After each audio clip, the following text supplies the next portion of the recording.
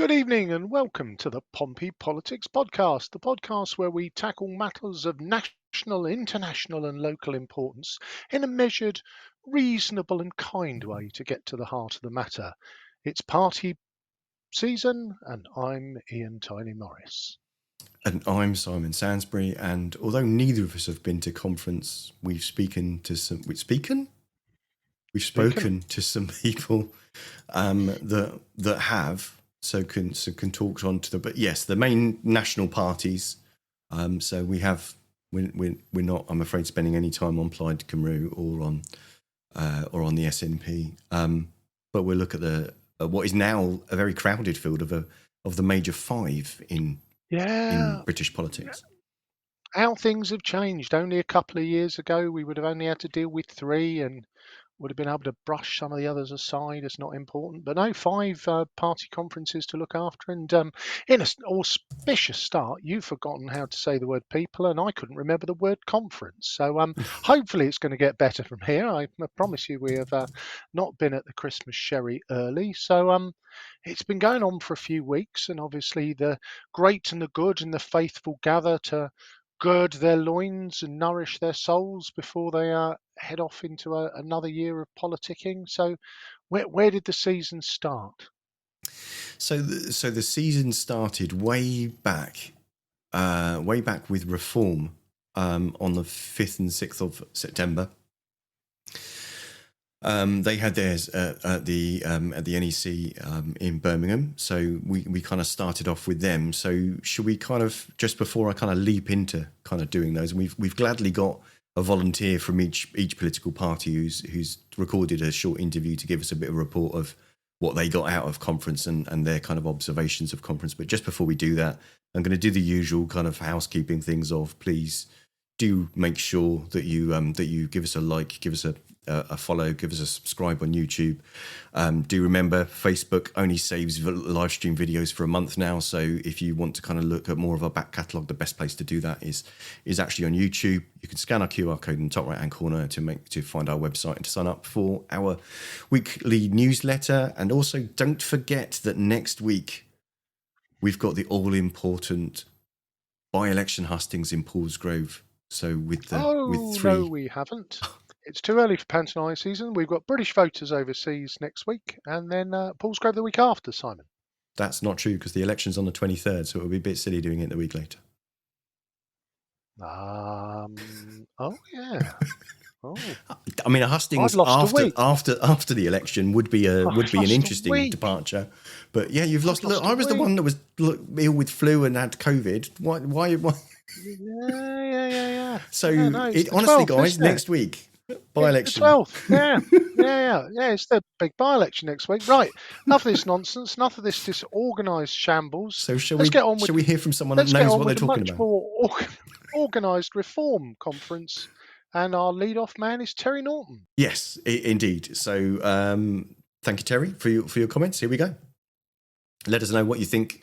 Do give us some comments in the chat as you go, guys. Evening, everybody. Simon, Ian and the team at the Pompey Politics podcast have asked me to say a few words as we come to the end of conference season around Reform UK's party conference, which took place early in the season. It was the first political party to have their conference in Birmingham this year, and I couldn't attend in person. I had an operation around that time and was recovering, but what I did manage to do was watch it online in its entirety, and I was really impressed with the party's ability to get out to the membership and be open and transparent and say, look, this is our conference, and they've done that across the board. When it comes to policy ideas and launches, when it comes to the election onto the party board, they're getting out to the membership and saying, if you can't be here in person, let us give you the opportunity to participate. I'm really impressed with that. So any conference is about socialising, of course, but it's also about major policy ideas. You should learn something, in my view, at the end of a conference. And we certainly got that from Reform this year, with Nigel talking about, doubling down, of course, on tougher immigration controls, but launching things like the idea to scrap indefinite leave to remain and replace it with a 5-year renewable work visa, as we see in many countries. There was lots of talk around funding for things like crime and law and order, an issue particularly important to my heart, with 17 billion going into cutting crime, and that of course includes the additional recruitment of police officers. But what was refreshing was to hear that, an acknowledgement of the difference between feeling safe and being safe. It's no good just telling people there are more police officers and you're safer if you don't feel it. So a real acknowledgement to work with communities to find out how we can make them feel safer as well as be safer. And that was really important. But the key thing for me was around putting the right people in the right jobs, and lots of talk of people with experience coming in to government.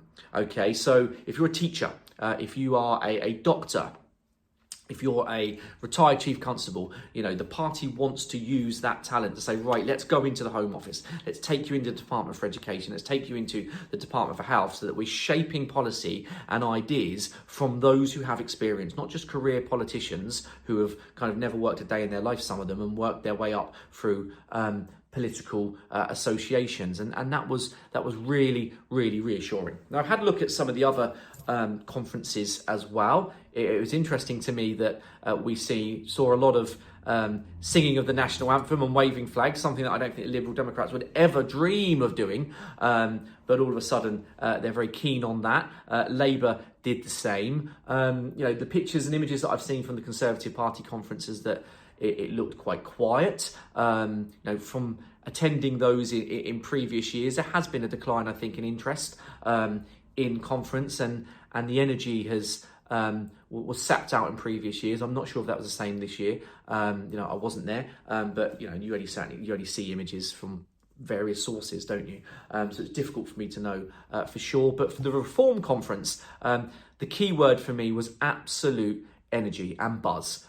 It felt to me, from speaking to people that were there and from watching it online, that the party are serious about being a government in waiting. They're serious about having conversations with the membership to say, come on, let's take you with us. And they're serious about turning this strength of feeling that we're seeing across the nation at the moment into votes and into wins at the ballot box. So a high energy conference, which was super professional in my eyes, and will only grow from strength to strength in the forthcoming years, and I look forward to attending in person next year. Perhaps I can come back on and let you know what it's like being around the fringe events. Hope that's helpful, and enjoy the rest of the show. There we go. Thank you very much. Yeah, well, thank you, Terry. And I guess even not being there, if you are in the inner kind of circle of reform or actively engaged, you'd expect there to be a high energy and an anticipation, isn't there? The polls are often wrong, but at the moment there's no ambiguity in it, is it, that Reform are way ahead in the polls and surging on a kind of popular support kind of wave at the moment. So understandable, they'd all be feeling pretty good about themselves. So Terry touched on a couple of policies there. Simon, have you got some others to pluck out from the list of what was announced? Yeah, I think, well, from our relentless research, I think that there's a kind of a fair bit of a theme about preparing for government, and kind of working on the theme that they're working towards effectively winning the next general election and actually being able to govern.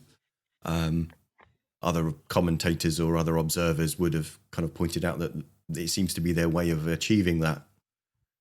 That government experience is welcoming ex-Conservatives into the fold, and whether reform, how reform councils are doing actually in the governing in the daylight, as it were. So everybody finds it easy to find answers or slogans in opposition, don't they? So the real test is actually how you govern. So that I think that's a key thing for everybody, in the sense of everybody in their conference is going to find, oh, well, we would have done this, or the government are not, the government aren't being ambitious enough, or X, Y, Z. Yeah. So that's a. that's a kind of call out for all of them. But sorry, I was going to move on to the next one. Go Well, on. yeah. I mean, opposition is always easy, isn't it? Opposition is the missed a bit, and I Mhm. guess from Reform's perspective, at the moment, a lot of their people are ex-Conservatives. Obviously, Terry, high-profile Mhm. deputy chief and crime commissioner in Hampshire, and Conservative councillor. So, I guess the thing for Reform is that obviously they've won a number of councils now. It gives them that opportunity to demonstrate what they'll do when they've got their hands on the tiller, and based on how successful those things are, then the people that run those councils, obviously, when the general election comes, will be able to point at 3 years of running something, and I guess if it's been a success, then that's the little flag that they can wave. But let's have a look. Were there some other policies that caught the So eye? some bit, so just a couple to kind of call out the differences between them. I think. Unsurprisingly, they talked about tougher immigration and deporting policies and ending indefinite leave to remain and replacing that Mm, with a stricter, more and renewable work visa and extending the amount of time that's needed from 5 to 7 years for citizenship. So essentially, kind of overturning indefinite leave to remain and replacing that with a cyclical visa yep. that needs refreshing. And they expanded on their policy for stop and search and crime pledges. So to get the police to be more aggressive in their use of an implementation of stop and search. By aggressive, I mean pursuing it more fully. They don't mean violent. That's not what they were Yeah. No. saying. No. No. No. They said a lot about climate and essentially scrapping the net zero commitments and essentially following the American stance of drill baby drill. I think their key kind of coup announcement was the defection of Danny Kruger from the Conservative Party. That was kind of the key kind of things I think that they were talking about. Yeah, and to be honest, I mean, neither of us Reform supporter. A little bit underwhelmed. Okay, I guess they were going to play to their strengths, their high focus on immigration. It seems to be what's winning them their popular support.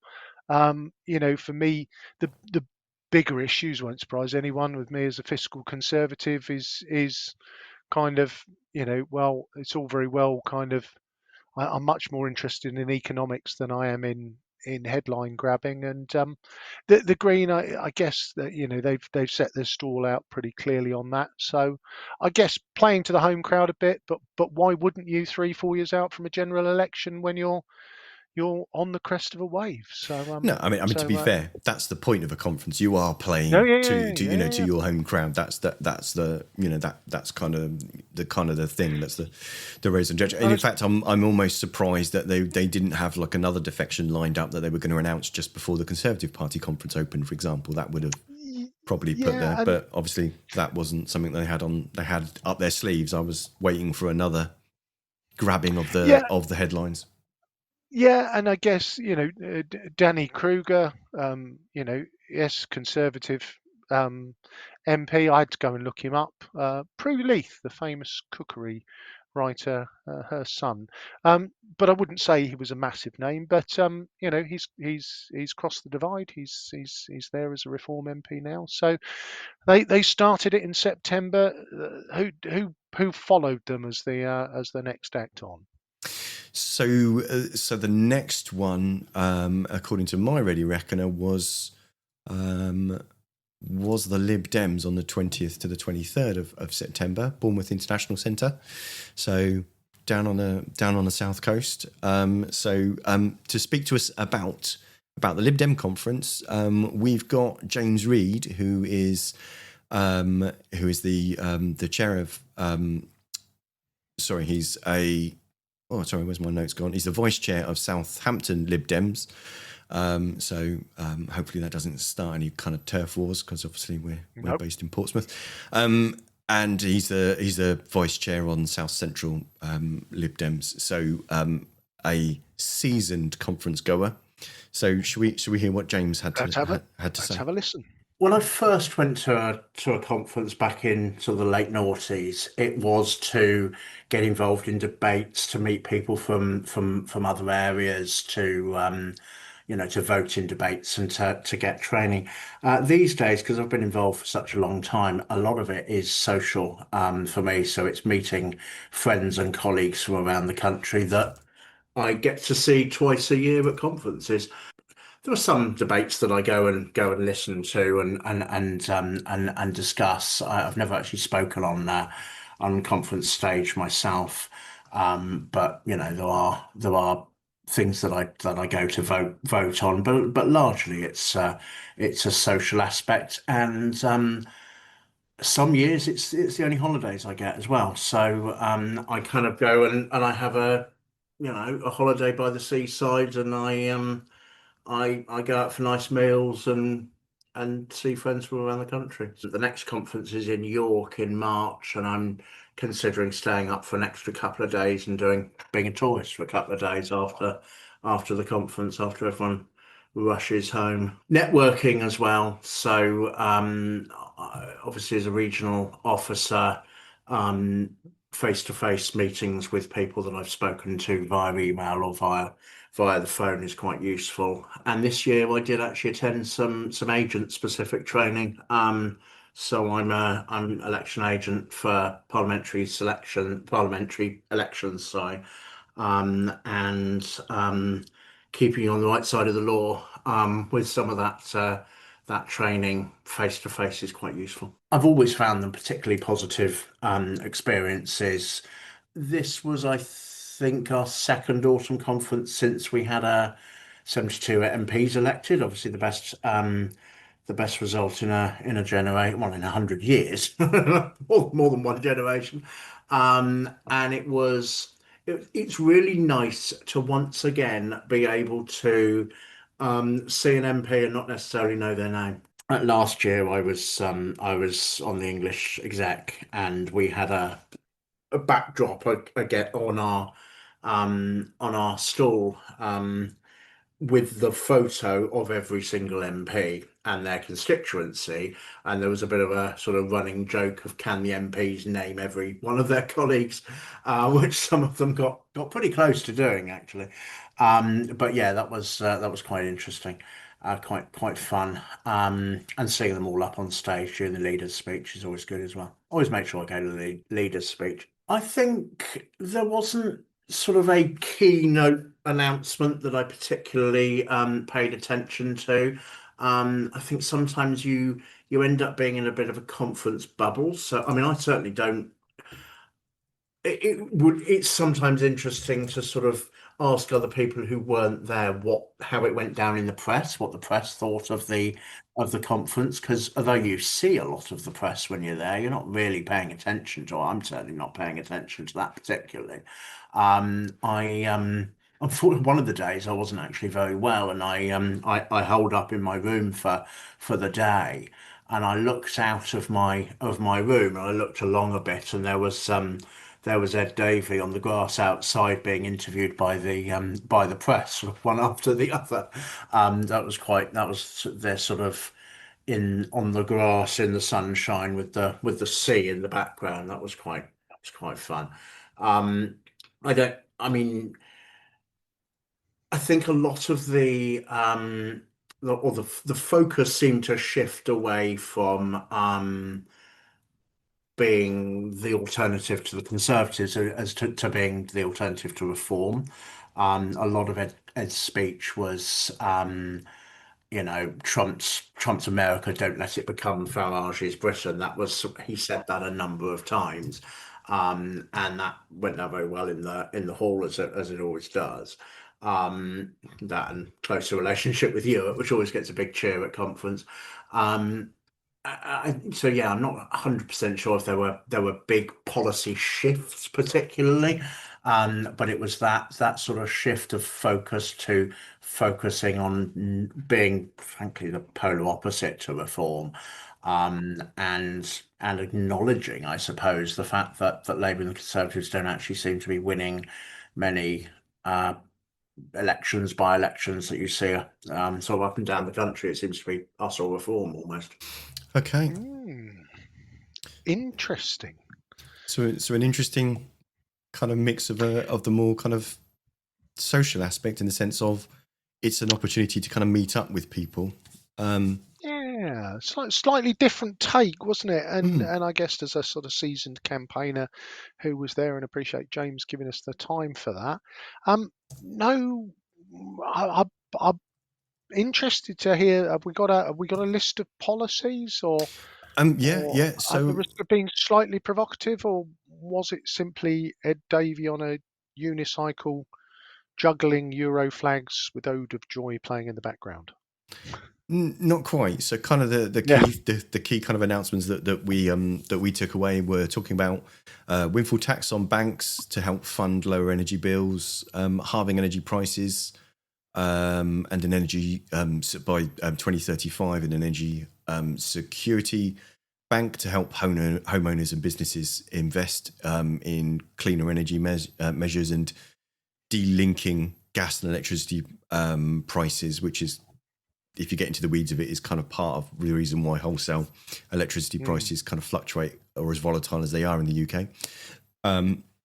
Stronger rights and support for migrants and asylum seekers. Electoral reform, that old mainstay of Lib Dem policy, trying to change the political landscape with a fairer voting system, public infrastructure, transport, and real world policies. So there were, several things about that civil engineers were behind in regards to infrastructure policies and stuff. So yeah, some probably not necessarily some. I think probably not as headline grabbing or as limelight grabbing as perhaps some of the others, but important and considered policies nonetheless. Yeah, I do, quite a grown-up list of policies, isn't it? And I don't mean that it sounds more flippant than I mean it. In that kind of, I do. I'm always perplexed by the Lib Dems, and I know some Lib Dems are. But 71 MPs, best result for 100 years. But I do wonder whether that list is straying into perhaps the same mistake that was made around Brexit. There's been a lot of navel gazing about, the reason why Brexit won is because the Remain campaign was, it'll be bad if it's them.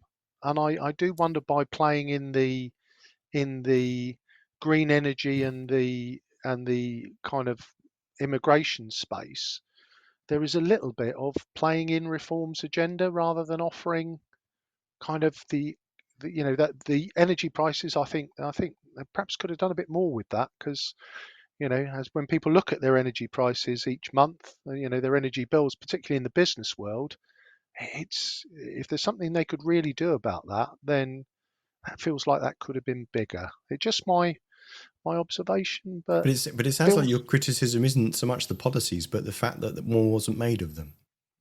well, it's more a case of the policies are sort of, as I say, it's the reform. The reform agenda is immigration and that sort of Is that almost. reform without a capital letter?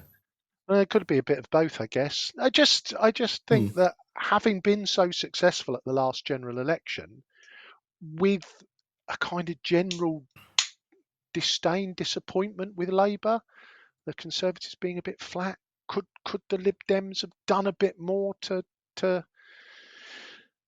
kind of pull the spotlight onto themselves and what they could offer, rather than, well, we're not him.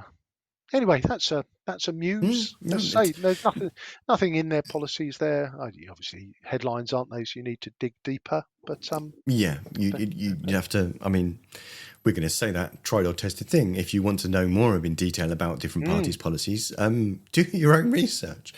Exactly. But, exactly that. So, oh no, what have we said? No, what have we said? It's not a good Lord. We don't want any detailed research or careful thought. This is a politics show. We should just scream at each other until everyone gets tired and goes home. But if we avoid that, who was at the midpoint then? Who was the centrist of the five conferences? So the centrist from scheduling perspective was the Labour Party conference. And I mean, some commentators might say from the policy perspective too, but that's for them. So yeah, so theirs was basically the end of September. So they kind of had the middle ground, held in Liverpool. So we've got comment on that, and let me just play that video, and then we can talk about what their policies were. So let's have a go. So, hello, my name is Gemma Artemis and I attended the Labour Party conference this year in Liverpool. I went as the delegate for Portsmouth North, so I had the responsibility to represent the constituency and then listen to any debates on the conference floor, then vote on any motions the party then take on into policy. It was really good to go. Be part of that democratic process within the party was just the best. It was also an amazing opportunity to then find out what's in the works for the government in the near future. It was my first ever time attending a conference and I loved it. It was so exciting to experience the buzz around the place, and definitely a vibe of things starting to be on the up. Policies are gaining traction, long-term investment projects are getting off the ground, and all these things should really begin to make a difference in people's lives. My standout moment, other than Keir's really great speech, was actually Rachel Reeves. Some really good announcements in there for long-term plans, but there was also a bit in there that really stood out to me personally. So for me in particular, it was when she talked about school libraries. My mum used to be the school librarian at Charles Dickens Primary, and she loved that job. She really put her heart into getting to know what the kids liked, to get them interested in reading. She really built them up from getting interested in comic books to then reading proper Harry Potter length novels in a particularly deprived area of the city, where parents aren't necessarily having the time or the resources to buy kids' books. That really got them into reading in a way that they hadn't done before, and it made a huge difference, not just in their literacy lessons, but they found joy in reading. And unfortunately, with school budget cuts year on year, things got tighter. She had to put off buying new stock, and then eventually her hours got cut so much she left, and it was really tough and heartbreaking. But hearing Rachel Reeves talk about how important those things are and life-changing it can be for those kids, especially for the COVID generation coming up, it really stayed with me. And all the conference speeches were filled with little bits like that wouldn't necessarily make the headlines on their own, but are still something that will have a huge impact, and they would go under the radar. Knowing how much that work meant to my mum actually really made me quite emotional on the conference floor, and got the recognition it deserved. It's really great to know that the government gets it in a way that the previous one didn't, and it really showed what difference they want to make. But yeah, overall I had the best time, and I'm definitely going back next year. But yeah, thank you. Okay, so Gemma Artemis there, giving us her report from her first conference. So and a very personal kind of connection with the announcements there. And I think that for me was lovely, Simon, because often, we talk about the big headlines, and, a number of people say, oh, I'm not interested in politics. Politics has a bearing on everything. And to hear Gemma speak so passionately there about, children reading and kind of that personal connectivity, it is the piece where it draws people.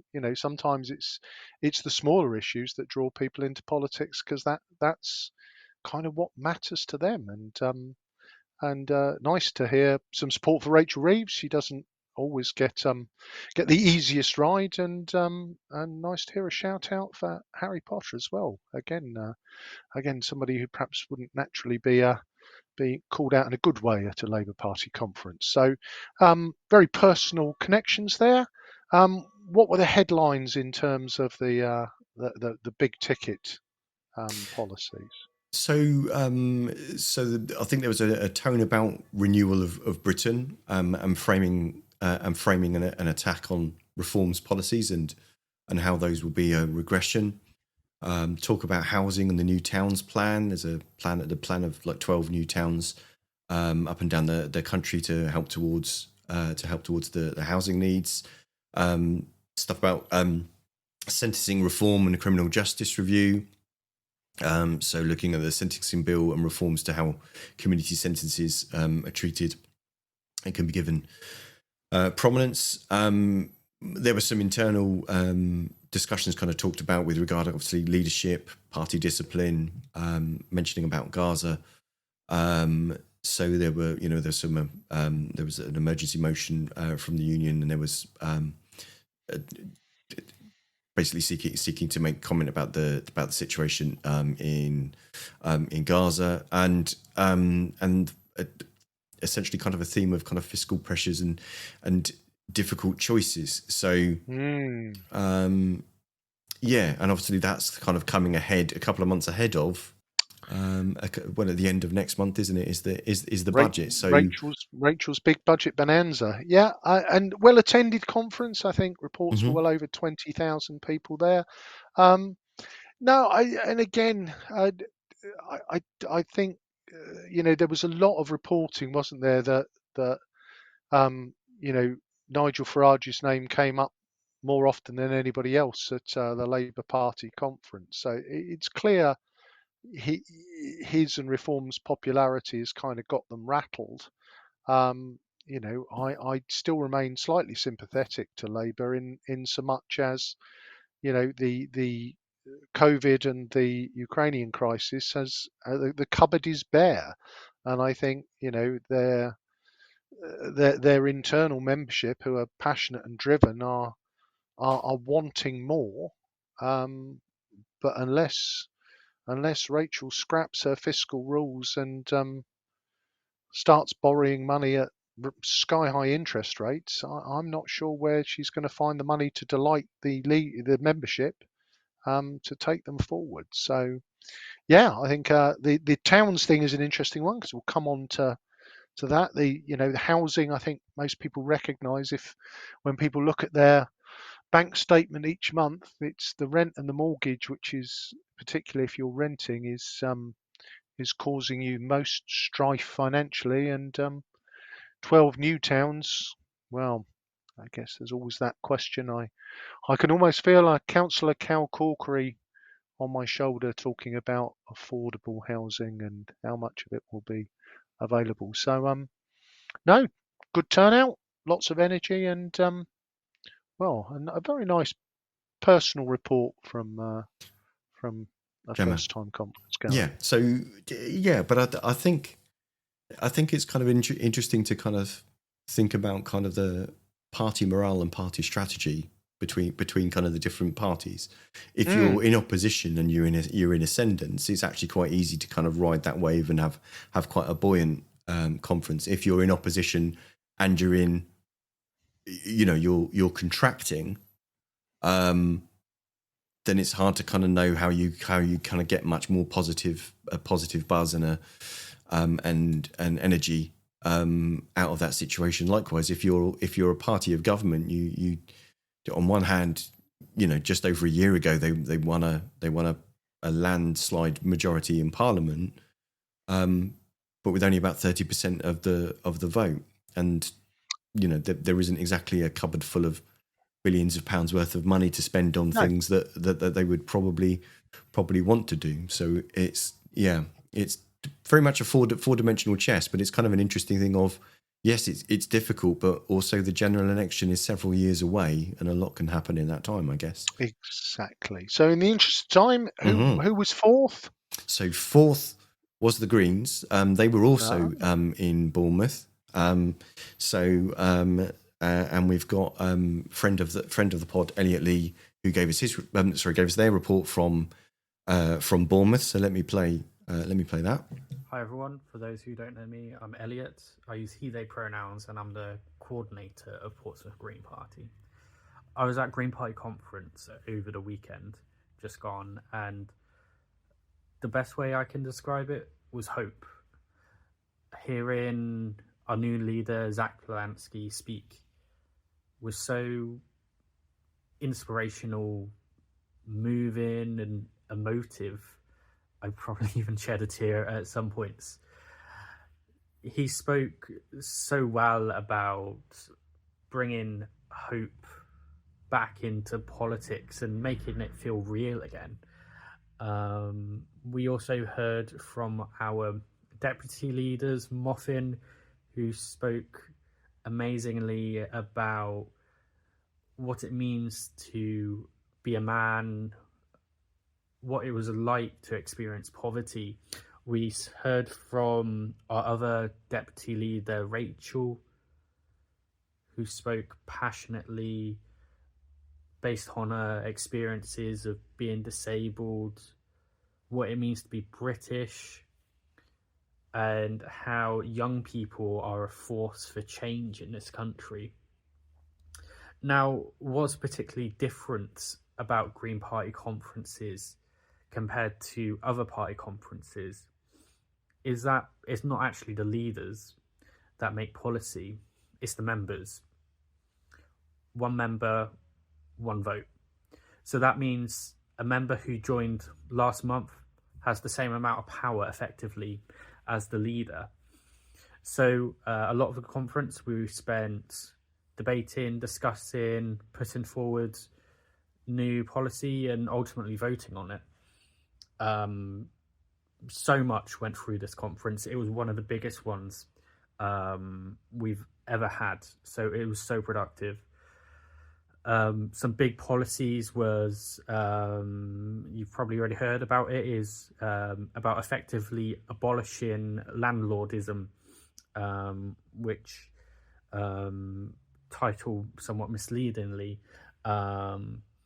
it's all about putting more controls on rents and making it harder for landlords to ultimately exploit tenants through taxes, and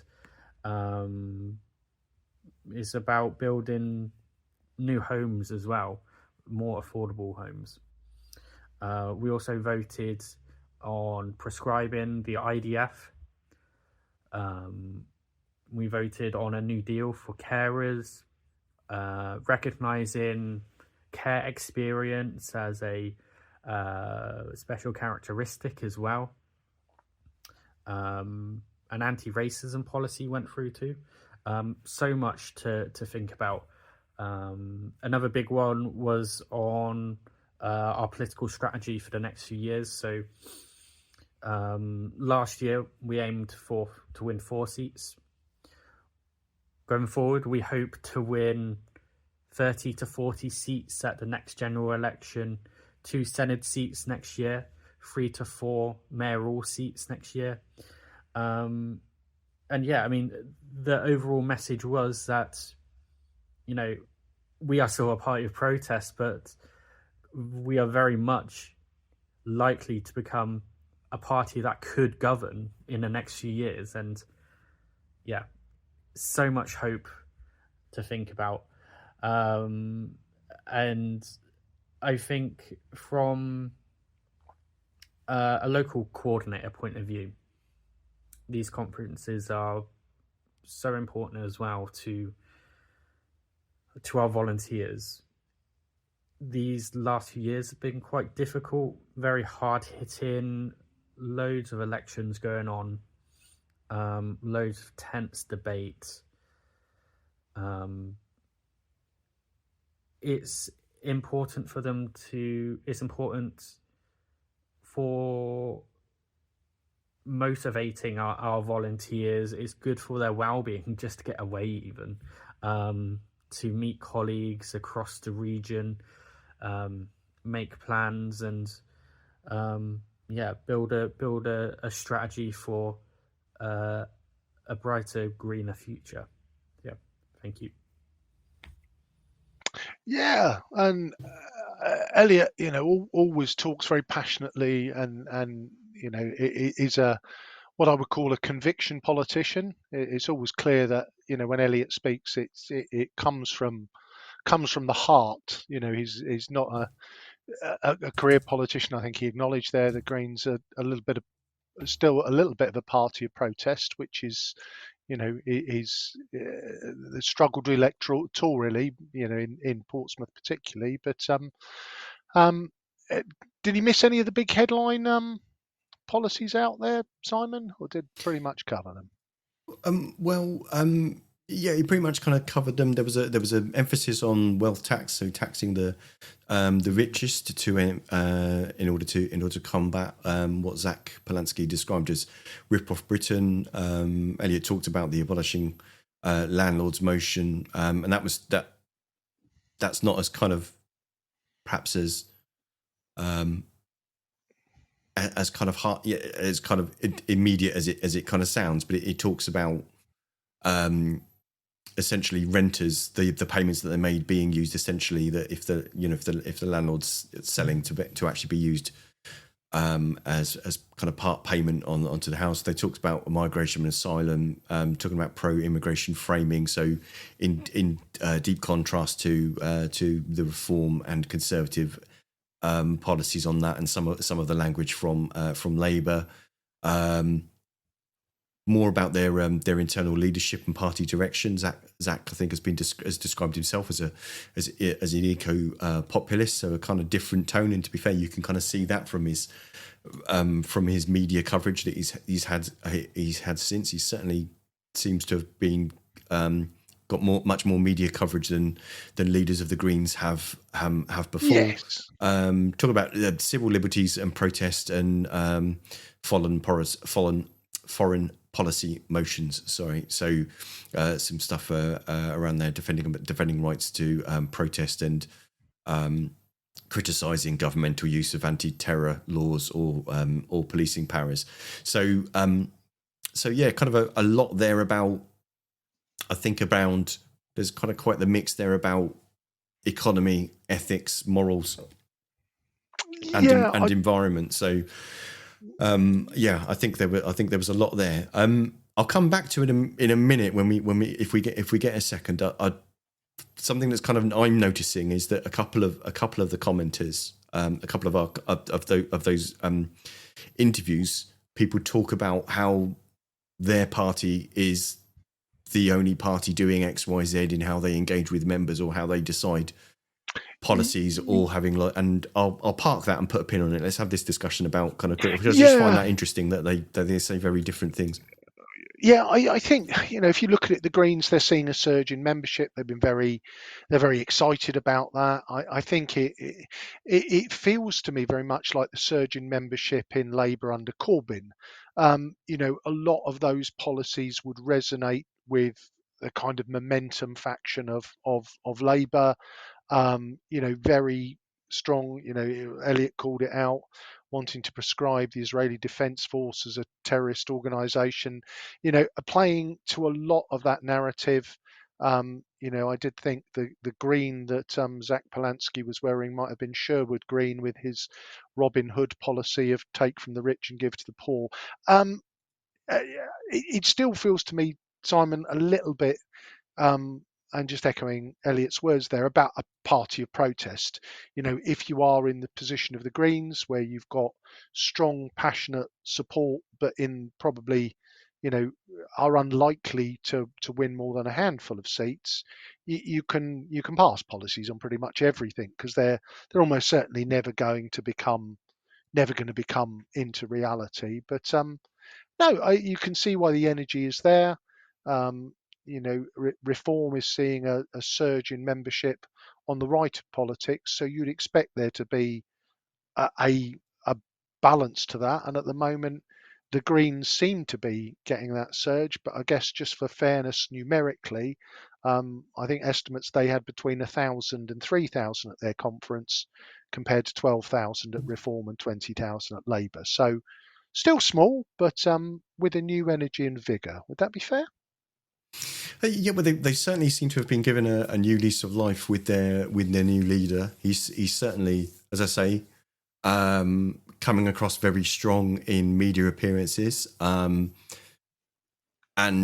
he's very forcefully and very directly challenging some of the simplest populist narratives that are being used by others, or indeed are being used by some interviewers in the media. So I think he's doing a very good job of actually heightening awareness of the Greens and what their actual policies are. I think they're on they're on a march to be 100,000 members. So they've overtaken the Lib Dems in membership size. So it will be interesting to see how much that can be translated into electoral wins, because parties rely on their membership to get things done. So that's very much a watch this space kind of thing. And that's why I kind of compared them to Labour under Corbyn. You know, there was a huge surge in popular membership of the Labour Party at the time. I can't remember the numbers, but I think it was like 300,000 people joined, and got that very, very strong membership growth. And I think I saw somewhere, even though it's not started yet, kind of your party, I think, already has 70, 80, 90,000 members in waiting. So, when you say my party, you mean right? Sorry, no. Yeah. So every time someone says that to a politician, no, I see your problem. So it's your party, and I'll cry if I want to. So yes. So which I guess brings us on to our final act, the Sundowners. Not the headline. Shall I quickly? Probably not the headliners. Do you want me to quickly mention that point that I said to put a pin in, or do you want me to do that after? Yeah. So just some kind of interesting things, because Terry said about him being surprised about the live streaming at Reform's conference and their engagement with members. Certainly, other parties live stream, and you can join their conferences remotely, and you can even still vote remotely. That's not always been the case, but I think after COVID, lots of parties have kind of developed mechanisms to do that. But with regard to policy, and I'm sorry, I've just quickly ChatGPT'd this, but it's they said that the Conservative parties, the leadership dominates party policy, with members and activists being able to contribute to ideas but not have formal power to set policies. If there's a member of the Conservative Party listening and wants to absolutely take the mickey out of us for getting that wrong, please say so. Labour members, trade unions and affiliates all have input, but the leader in any seat ultimately shape the final policy platform. Although there are obviously different separate bodies within the party that draft policies and feeding into conference, and the conference votes on policy motions. So that summary is kind of really possibly not kind of a fair. The Lib Dems, it gives the summary of grassroots literally deciding policy through conference votes. Leadership able to shape emphasis but not override member decisions. So the conference, there's a conference organising committee that essentially kind of agree what the policy motions are that are accepted to put to conference, and the members at the conference vote on basically what those policies are. So there isn't, in that respect, that's kind of not a million miles from what Elliot was talking about the Greens, about members deciding what policies are.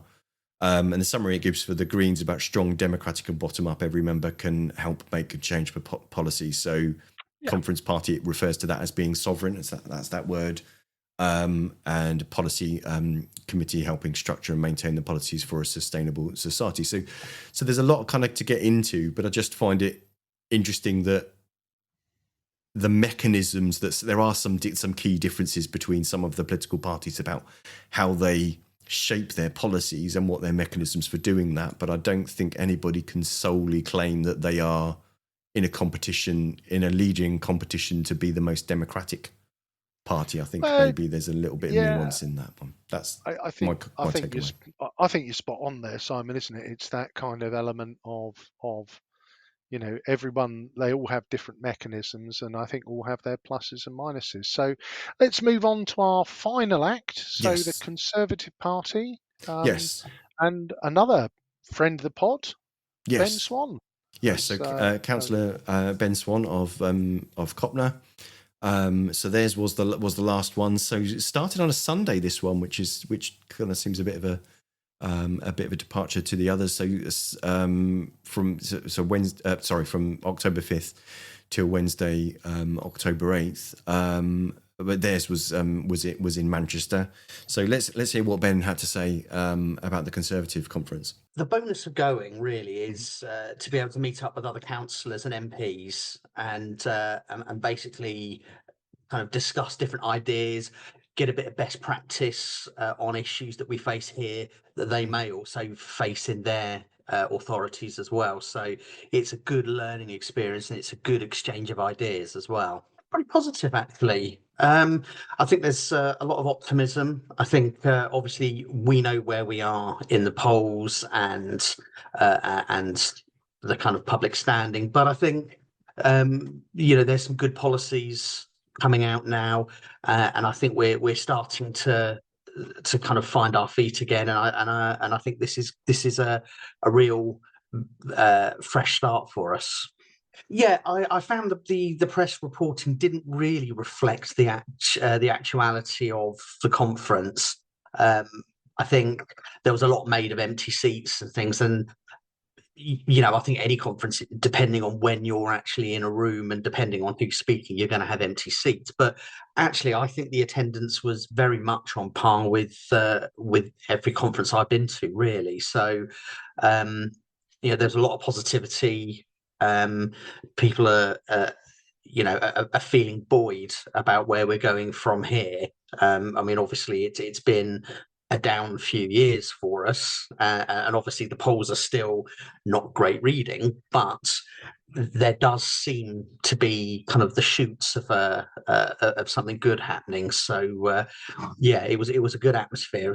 I think the stamp duty was a really important one because it's been a regressive tax for a long time. So I think that really speaks to the parties want to address the housing issue, if you like, and kind of make it a bit more accessible for people.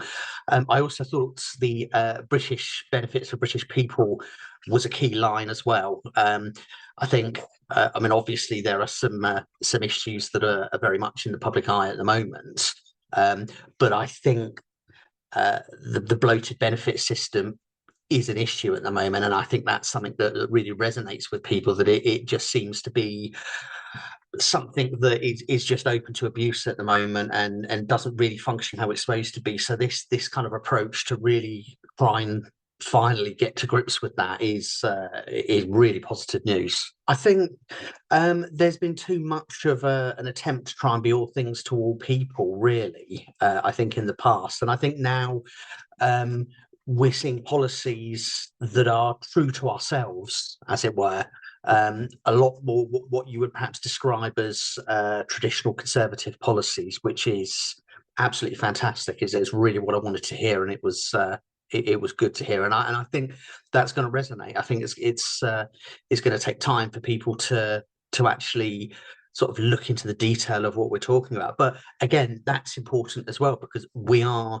There's flesh on the bone of what we're talking about, whereas I think other parties, they're throwing out taglines and policies and things, but there's no actual theory behind what they're actually saying, and I think that's going to be quite key. I don't think there's any doubt it's going to be another very tough election, but I think it can.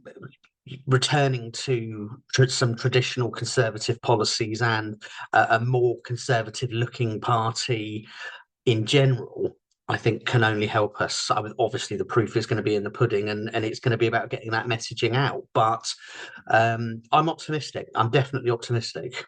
So Ben's optimistic. An optimistic Ben, and for me, acknowledgement there that the last few years, if you're a Conservative, have been bloody awful, and the expectation of there being plenty of empty seats. I guess, I don't know about you, Simon, I would have been surprised if there weren't, because we know even locally, many Reform are gathering a lot of their people who are ex-Conservatives. So people that might have been at the Conservative conference before will not have been there this time. But interesting, I guess, that Ben touched there on a return to Conservative values. Was there anything else on the policy list that?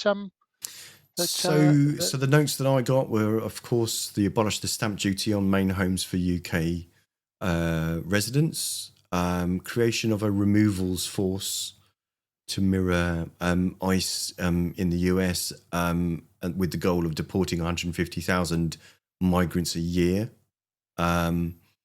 the golden rule fiscal framework and rebalancing savings versus tax cuts.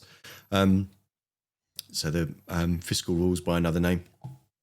Scrapping or scaling back climate and energy related taxes and rolling back net zero drivers, abolishing carbon taxes, and exempting many high street shops, pubs, and leisure businesses from business rates. I mean, that's quite an interesting one in the sense of combating the inherent massive advantage that large multinationals have in not having to have premises on the high street, which are expensive, and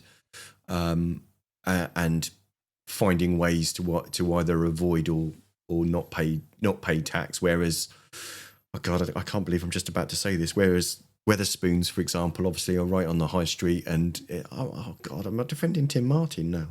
Go on, do it.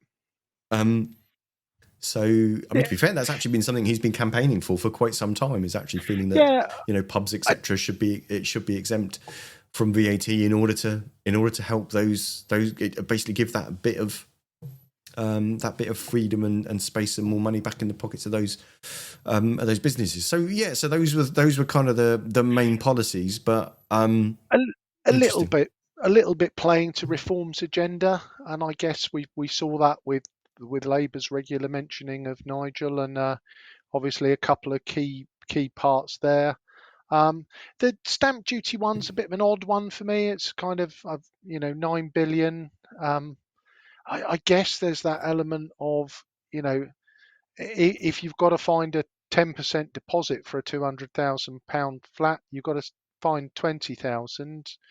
I'm not sure whether taking the stamp duty off is going to make much of a difference. And again, I think you touched on it in a comment I think you made online. It's that element of when you look at supply and demand, the housing market. Labour's talked about new towns, which is on the supply side. The Greens have talked about house. Well, I don't know what they're going to do to landlords, but effectively try and persuade them to give up their properties because it's no longer worthwhile having them, which obviously, is going to affect the demand, the supply side, and whereas this policy looks to me to stimulate demand, which is the opposite of what you want. I'm a little bit confused by it, but I guess I don't get how. I must admit, that kind of gives me a head scratch. I don't understand how increasing demand, and let's be honest, the people at the higher end of it, I can appreciate there's probably people being pinched who are kind of right at one tipping point from one banding of stamp duty or another. But for most, for the largest kind of, if you really wanted to kind of help people with the least amount of money, you'd basically you'd increase the minimum value to which stamp duty applies, and you would mean that didn't just apply to first time buyers, for example. But again, that would help kind of changing of hands of lower value properties, which is what you need to do to kind of allow to bring the house pricing down in order to enable more people to buy houses and therefore not have to rent and pay someone else's mortgage. I don't see how that makes sense to me, but I'm not an economist. I'm just a person paying a mortgage. I think again, as Ben spoke to, low taxation and that golden fiscal rule obviously caught my eye in terms of basically it said, well, we're gonna. It was interesting that. For me, it looks like austerity on steroids. And when you've done austerity on steroids, basically you're going to use half the money you save to pay the credit card bill, and the other half you're going to give away in tax cuts. So that is conservative gold in terms of. But I mean, it's a nice thing to say, but it depends on you finding the savings, doesn't it? Well, it does, Simon. But I guess there is that element of, and this will be where all of the parties, I think, have kind of different challenges. But probably the biggest one for the Conservative Party is to get people to listen. I think we touched on it in the podcast. Well, by the end of the period, wasn't it? when they said, there was all this, well, you need to close this loophole for non-DOMs, and they sprung up and said, we're closing the loophole for non-DOMs, and everybody said, oh yeah, whatever. I think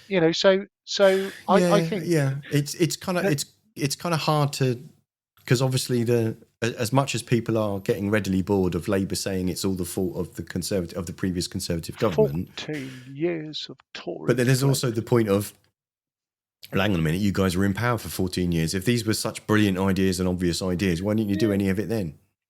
So I think the interesting thing for me is that all 5 of our guests got something different. They obviously all felt energised by it. I would say that 3 of the 5 parties, their biggest challenge is going to be getting their message out beyond their membership. So obviously Labour, Conservative, Lib Dems, the more traditional parties are struggling to be heard a little bit. The Greens and Reform have got lots of people running towards them.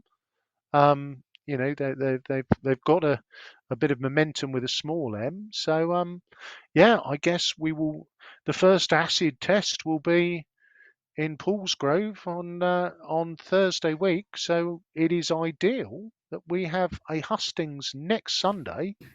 I think we still only got the 3 candidates confirmed. We do indeed. We've got the Conservative, Reform, and Labour candidates actually taking part in our hustings next week. So that's Thomas Hall for the Conservatives, Joe Standham for Reform, and Sidna Phillips for Labour. It will be interesting to see what they've got to say for themselves. If you have questions that you want us to put or to consider to put to all of the candidates, and that's one of our hustings rules, is that any question we ask has to be put to all of the candidates that are present. Send that to us, studio@pppodcast.uk. So studio@pppodcast.uk, or you can send us a message on Facebook, or you can find us on all the social medias. Basically, you can kind of message us there. Our QR code to our website, where there is also got the links to where you can get hold of us in various different methods. But yes, so next Sunday at 6:27, we will indeed be having the Paulsgrove by-election hustings. Until then, you've been listening to the Pompey Politics Podcast. I've been Ian Tiny Morris. And I've been Simon Sansbury. And just like that, your cat decides to walk across the front of the screen like some sort of minor Bond villain. She's been Enid Blyton. And we will see you next week. Yeah, and I've been Simon Sansbury, and thank you so much to our contributors this week. We really couldn't have made the episode without those contributions. So that's Terry Norton from Reform, James Reed from the Liberal Democrats, Gemma Artemis from Labour. Sorry, the cat keeps distracting me. Sorry, Elliot Lee from the Greens, and Councillor Ben Swan from the Conservatives. So thank you again for taking your time and sending us your videos. They've been really helpful. So thank you for that. See you next week. Don't forget to send us some questions, and do make sure to give us a kind of a like, follow, subscribe, etc. Please, that would be fantastic. But see you next week. Don't forget to like, follow and comment on Facebook, or comment and subscribe on YouTube. Find us on all the social media platforms: Facebook, X, YouTube, Threads, LinkedIn.